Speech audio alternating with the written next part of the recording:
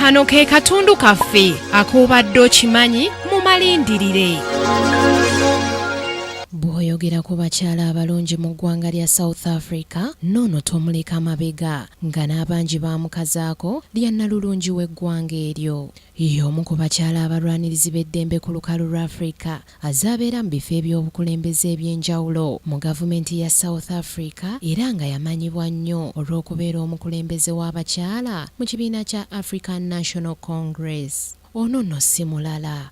Yenno Muzamo Winfred Zanyiwe Madikizela Mandela, omu ku baali abakyala b'omugenzi Nelson Mandela, ava mu ggwanga ly'abakosa mwana nzaalwa y'Embogweni Bizana mu disitulikiti y'e Transkei ekya South Africa.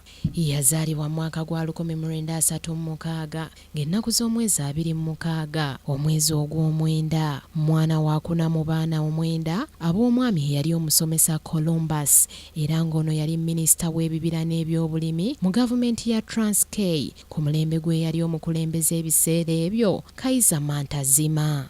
Nnyina ye yali Nomatha Musanga Muzaidine Gertrude era nga yali musomesa wa byakufumba ng'ono nno yafa Winnie Madikizela alina emyaka 8 gyokka. Okusoma yakutandikira mu Binzana Primary School, eno gye yava ne yeegatta ku Shewbury High School ng'eno yali wanjawulo ku banne olw'okulaga obukugu bw'okubeera omukulembeze omulungi anti akaliba akendo.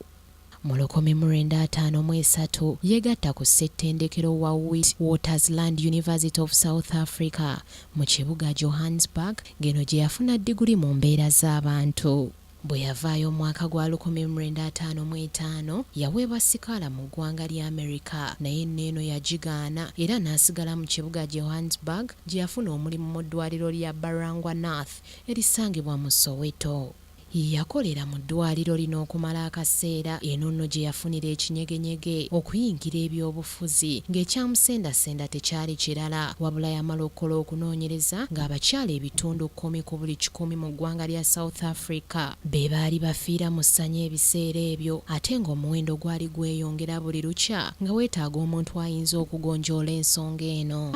Mu mwaka gwa 1952 yeegatta ku kibiina kya African National Congress olwo nno n'afuuka mmemba era nga yali mujjumbize mu buli kimu ekyali kikwata ku kibiina kino.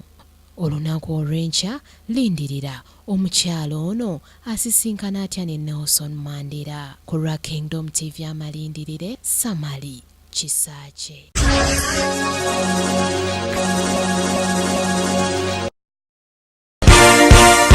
This is Kingdom TV.